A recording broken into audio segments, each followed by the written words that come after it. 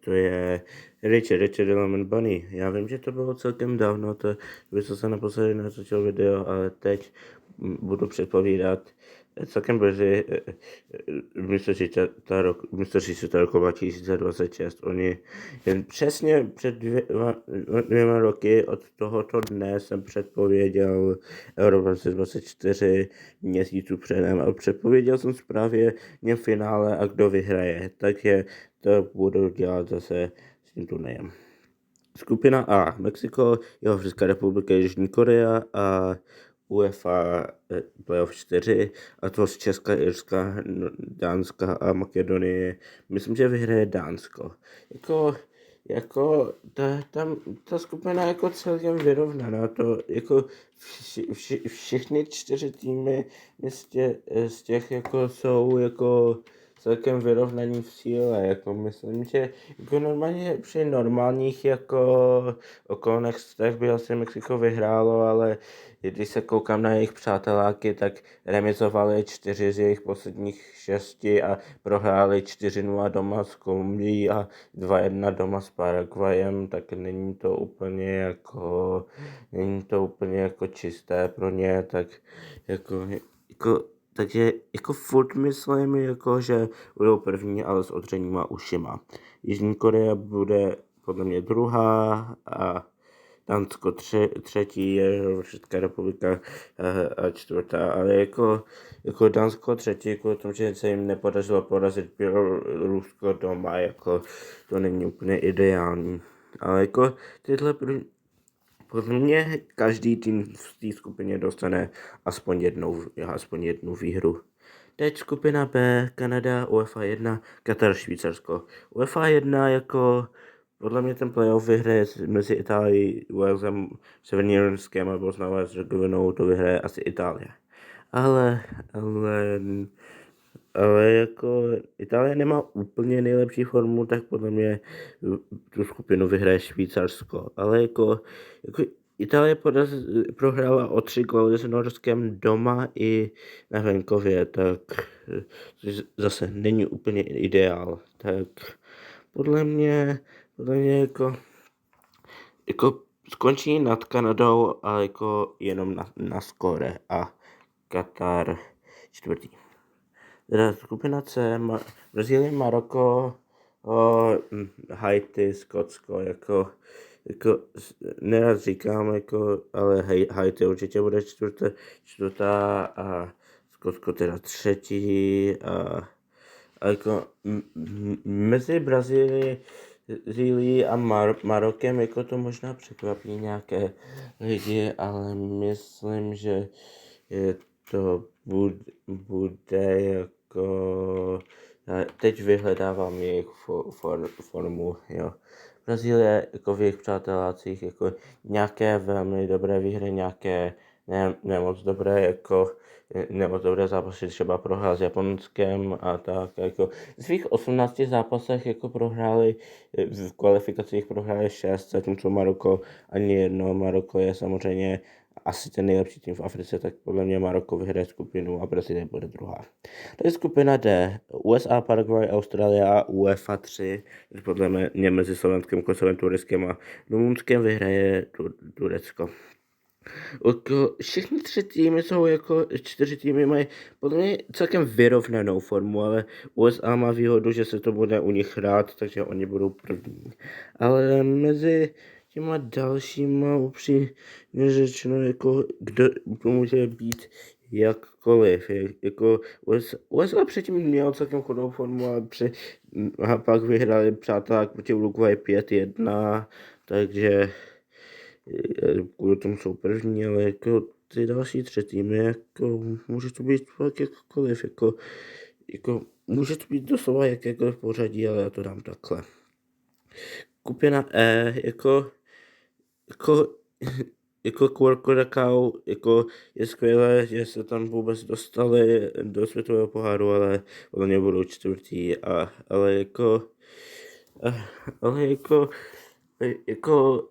Portugalští Slonoviny, i když jsou šampiony Afriky aktuálně, tak asi budou třetí, protože ty další 2 týmy jsou Německo a Ekvádor a Ekvádor z jejich jako 18 zápasech kvalifikace na světový pohár dostal jenom 5 gólů. To mají jako fakt skvělou obranu. Tak podle mě jako Německo je neporazí, ale stejně budou druhé za Německem. Ale Německo je neporazí. Takže Nizozemsko, Japonsko, UEFA 2, Tunisko. UEFA 2 je to podle mě mezi Albánií, Švédskem, Ukrajinou a Polskem bude Polsko. A jako i Nizozemsko a Japonsko jsou jako úplně skvělé, ale jako podle mě bude to těsné, možná taky na skóre, ale podle mě Nizozemsko bude první, Japonsko druhý. Jako Tunisko by se mělo jako dostat z toho, ale teď se děje zrovna arabský pohár a nepodařilo se jim dostat ze skupiny, který měl Palestínu a Sýrii, takže podle mě budou poslední a teda tým UEFA 2 bude první. To je skupina G, teda UEFA 2 třetí, což bude Polsko. Takže Belgie, Egypt, Irán a Nový Zéland. Jako, i když Belgie není tak dobrá, jak byla předtím, tak pro mě to dopadne přesně tak, jak je to tam uvedený. To skupina H, to samozřejmě ani nemusím říkat, první bude Španělsko a teď druhé místo. Uruguay má trošku chudší formu, ale jako pro mě furt to překonají na druhé místo. A jako Kapverdy, to, že se tady dostali, jako to bylo jako hodně jako přesvědčivá kvalifikace. Oni porazili Kamerun o první místo ve skupině o 4 body, tak jako neúplně špatný. Ale podle mě Saudská Arábie překoná. Skupina I, tak interkontinentální 2, to Bolívie, Surinam, Irák, to podle mě bude Bolívie a jako Bolívie je takový ten tým, kde doma jsou skvělí, ale na venkově jsou hrozný, takže jako tom, že se to u nich nebude hrát, tak podle mě jako čtvrtý.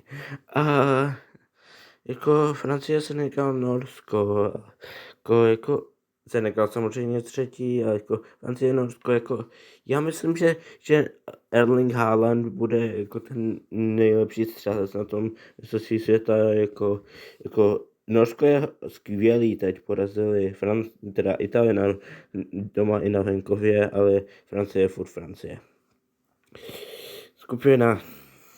Skupina je, jako to ani nemusím říkat, že Argentina bude první, jako Jordánsko je jako sice dobré, ale já nevím, jestli je to tak dobré jako ty další dva, jako Rakousko podle mě se umístí druhý, Alžírsko třetí, Jordánsko čtvrtý. Skupina na K, to jako samozřejmě ty top 2 bude Portugalsko, Kolumbie. Interkontinentální 1 bude podle mě Demokratická republika Kongo, která překoná Uzbekistán.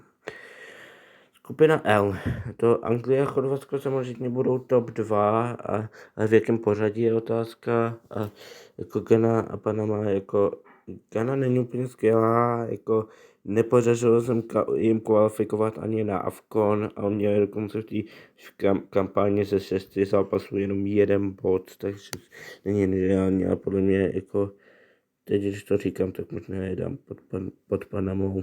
A jako Anglie bude první a Chorvatsko druhý, ale ne jako jednostranně. Ty třetí místa, jako Côte d'Ivoire jsou šampioni Afriky, jako takhle. Jako co jdem dál, ale no podle mě Kanada, jako to, že se to u nich jako hraje jako ty UEFA týmy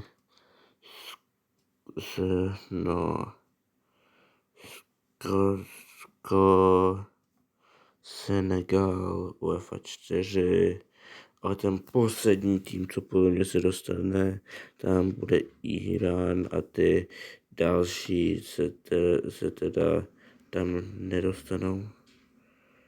Takže vyřazovací fáze. Německo versus Turecko vyhraje Německo, Francie, Polsko vyhraje Polsko, Jižní Korea, Itálie, jako... Zase Itálie má celkem chudou formu, takže to možná překvapí lidi, ale myslím, že Jižní Korea to dá. Jako Nizozemsko versus Brazílie je teda zápas na kolo 32, ale kvůli tomu, že sice Brazílie teď má nažuje Ancelotti, který je skvělý, ale nejsou úplně zpátky na formě. Podle mě vyhraje Nizozemsko. Kolumbie, Chorvatsko vyhraje, Španělsko, Rakousko, to Španělsko. Teď USA, Kanada, určitě USA, Belgie, Dánsko, Belgie. Takže teď na druhé straně Maroko, Japonsko jako ten nejlepší tým z Afriky podle mě versus ten nejlepší tým z Asie podle mě, ale jako Maroko je prostě moc dobrý a jako Norsko má toho nejlepšího útočníka na světě, Erling Haaland, a zatímco Ekvádor má snad jeden z těch nejlepších obran, ale podle mě Norsko vyhraje s jedním samotným gólem. Jako Mexiko, Skotsko, i když Mexiko není úplně nejlepší, má výhodu toho, že se to u nich hraje. Anglie porazí Senegal, Argentina porazí Uruguay, Egypt porazí Austrálii, Švýcarsko porazí Irán a Portugalsko porazí pobřeží Slonoviny, to ani nemusím moc vysvětlovat.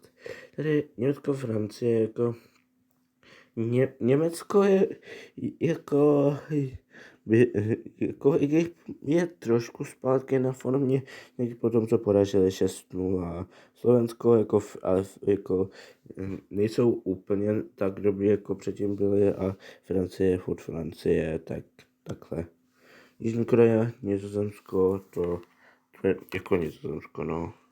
A jako Chorvatsko, Španělsko. Takový zápas v eurách bych dal Španělsko, ale kvůli tomu, že jako z nějakého důvodu Chorvatsko je hrozný v eurách, ale úplně skvělý v mistrovstvím světa, tak podle mě oni se přesto dostanou. USA, Belgie je to jako to podle mě může dojít až na penalty, ale to se nějak dostane přes to Belgie. A na druhé straně osmifinále Maroko, Norsko, to se Norsko dostane těsně, ale to Mexiko, Anglie, Argentina, Egypt, to Messi teda porazí Salaho, a Švýcarsko, Portugalsko postoupí do čtvrtfinále. Jako Francie porazí Nizozemsko určitě a Chorvatsko porazí Belgii určitě. Tak jako ten zápas bude jako těsný, ale jako Anglie vyhraje asi. A Argentina versus Portugalsko, jako oba týmy jsou skvělý, jako Portugalsko rozdrtilo Arménii 9-1 a no navíc bez Ronalda a Argentina vyhrála tu kvalifikační skupinu v Jižní Americe. A oni byli první od doslova 9 bodů, takže jsou taky skvělí, ale podle mě to dojde až na prodloužení, ale po prodloužení vyhraje Argentina. Já jsem tady omyl na špatného vítěze, já jsem chtěl dát Anglii. Takže poslední 4 týmy, Francie versus Chorvatsko a Anglie, Argentina. Jako Francie těsně porazí Chorvatsko a jako konečně už Argentina jako vyhrála a mistrovství světa, navíc i tu minulý, tak nebudou se jako já nevím, jak to úplně popsat, a jako nepůjdou to jako tak hodně jako minulé. Já vím, že to úplně jako nedává smysl, ale Anglie vyhraje stejně, ale jako bude to těsný. Francie versus Anglie. To je jako zase stejný dovod jako přežím Argentina, kvůli tomu, že Francie už nedávno vyhrála, tak jako zase to bude těsný, ale a taky Anglie prohrála v posledním finále, tak jako o tom musím i zapřemýšlet trochu, jestli vyhraje Francie nebo Anglie, ale jako myslím, že to nějak zvládne Anglie, tak takhle to mám a doufám, že jste si to video užili a ahoj.